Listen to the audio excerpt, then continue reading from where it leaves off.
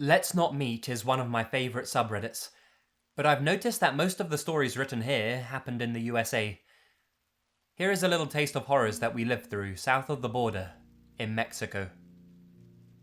This happened to a friend of my mother's relatives, a family of 4, Arturo, the dad, Maria the mum, Eduardo the son, and Anna, the daughter, who happened to be extremely beautiful. They live in Mexico City, but as is common for upper middle to upper class families, they went to spend a long weekend in Acapulco, a vacation spot that, frankly, has seen better days, as it was overshadowed by Cancun in the 80s. Acapulco had recently been the focus of gang-related warfare, since homegrown gangs refused to cede territory to the powerful Sinaloa cartel. This inconvenience, however, did not completely stop the flow of tourists to this once gorgeous, now decadent port, and did not stop Arturo and his family from going, a decision they would later regret enormously.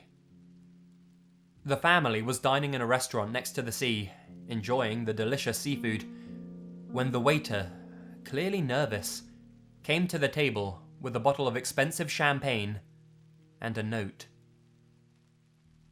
"This is from the gentleman over there," he said, pointing at a table where 4 men sat that you could just tell at first glance were narcos, wearing gold chains, rings and the like, and drinking Johnny Walker Blue Label. Arturo unfolded the note and read, "This is for you to have a toast with your daughter, as this is the last night you will ever see her." Arturo got up, left 1,000 pesos on the table for the meal, and they went straight back to the hotel where, in terror, they made their bags and prepared to leave immediately. Along the way to Mexico City, there are several desolate stretches where all you can see is desert, and perhaps some misshapen little houses and a gas station. Arturo stopped the car at one of those gas stations to fill up. As he was filling up, 2 cars suddenly pulled into the gas station, one parking in front and one behind the family's car. They'd been followed. Several men exited the vehicles and pointed their AR-15s at the family. They came to honor their word. They came for Anna. According to Arturo, there are few worse feelings than being powerless as you watch your daughter, screaming and kicking, being dragged into a car, which then speeds away over the horizon, never to be seen again.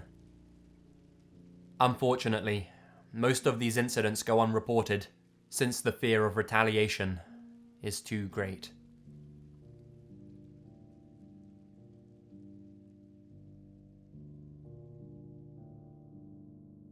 This happened when I was 18 years old, during the summer before I moved to the US for college.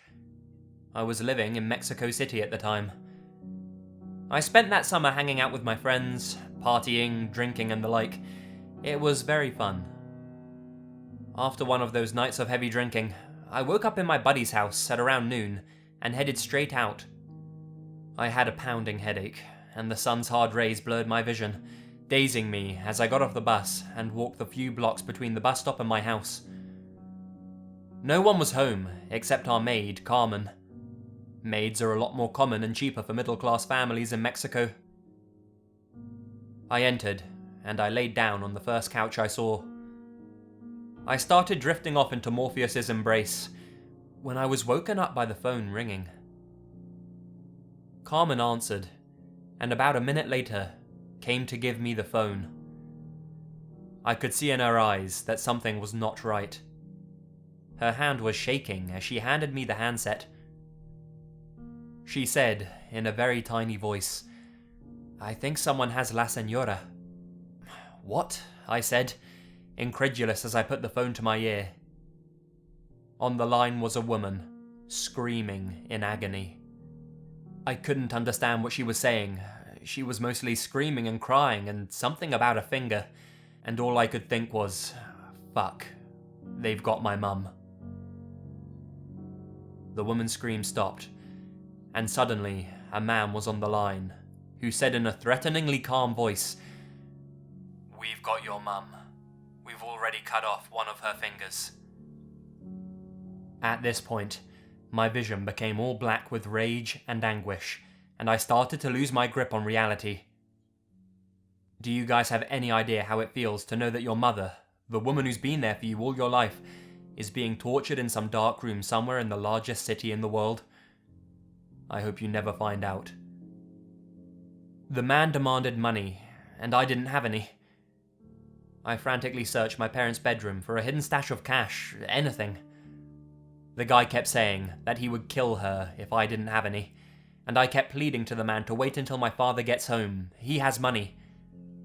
At that point, I was in tears, living some of the worst moments of my life, when all of a sudden, I heard the door of the house open, and with unfathomable relief, I heard the sweet, angelic voice of my mother as she yelled at my dad to grab something from the car. I ran downstairs and hugged her so hard. I yelled into the handset, "Chinga tu madre puto," and I hung up.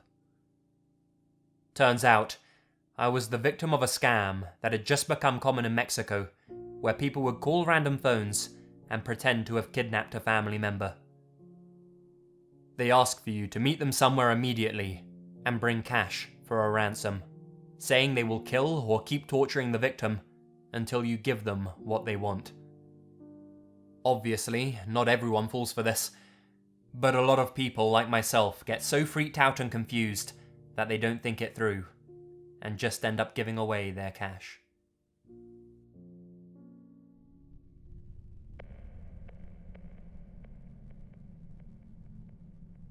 My mother grew up in Mexico. She was born in 1963 and only made it to her first year of high school before she could no longer afford to attend. Unlike in the US, you have to pay for your tuition the entire time, not just for college. She decided to start working in order to help support her aging father. Now, this was a very rural, little town in Mexico, and my mother didn't have any indoor plumbing or any sort of heating or air, so she certainly didn't have a car. As a result, she ended up having to walk everywhere, or, if she needed to go to work, take a bus. Oftentimes, when she'd get out late, she'd end up stuck sharing the bus with the nighttime weirdos and pervs. Now, my mother has always worried about me, being her only daughter. She doesn't like me ever being alone or wearing any sort of revealing clothing, and I always assumed that it was just due to her being an overprotective parent. It wasn't until she told me this story that I fully understood why. There was a certain man who would ride the late-night bus who enjoyed bothering young women coming home from work. He'd make lewd comments, or even try and grope or harass them. My mother tells me that at this time, there was very little recourse for a harassed woman in an old-fashioned town like this. Men were always right, and if a woman was molested, it was obviously her fault for wearing slutty clothes or hanging out with unmarried men. Stupid, but what could you do? Even if the police weren't corrupt, as they often were, it was a woman's word against a man, and the man would win. So, this guy would mess around with the young woman who happened to be riding alone, and usually, they just had to take it. Until one day, my mother watched this creeper go up to a young woman and straight up grab her breast, a big ugly smirk on his face. But, unlike the girls before, she didn't just sit there and take it. She stood up and slapped him in the face, screaming at him not to touch her again, and calling him names, telling him the reason he had to bother women was because he wasn't man enough to find a real girlfriend. Everyone on the bus was in awe, and some people even laughed at him. Getting hit and talked down to by a woman was shameful for a man, and my mother could see his face turning red and purple with resentment and fury that she'd resisted him. About 2 stops later, the girl got off the bus and began walking down a dark dirt road. This was very late at night, and of course, there were no streetlights at this time. I can remember my mother's breath hitching in her throat as she recalled this part of the story, as if she wanted to cry. She told me that she looked at the man's face at that moment and saw the coldest, most hateful fury reflected in his eyes as he watched her get off, and then he got off the bus as well. There was nothing my mother could do as she watched him follow her down the road at a distance, growing smaller and smaller as they both got further away. She wanted to do something, but she was just a teenage girl, even younger than the woman. The bus driver would have said it was none of his business, and the police wouldn't have cared, as my mother had no proof that any crime was committed. She couldn't do a thing. She just rode the bus to her stop and ran to her house when she got there. My mother had never told anyone else this story, and I can remember the look in her eyes as she recounted it to me. They were red and glazed over, as if she was looking at something far beyond me. My mother never saw that woman again.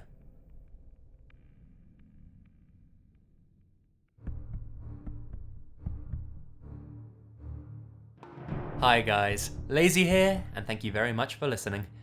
I've never been to Mexico myself, but my brother has, and he says it's absolutely amazing, so if these stories freak you out a bit, don't let them put you off from actually visiting. I'm sure it's a wonderful place, according to my brother it is anyway, and I'd really like to check it out myself one day as well. As always, make sure to check out the artwork of Anthony Salinas, and you'll hear from me again very, very soon. Stay spooky, and remember, the best things happen in the dark.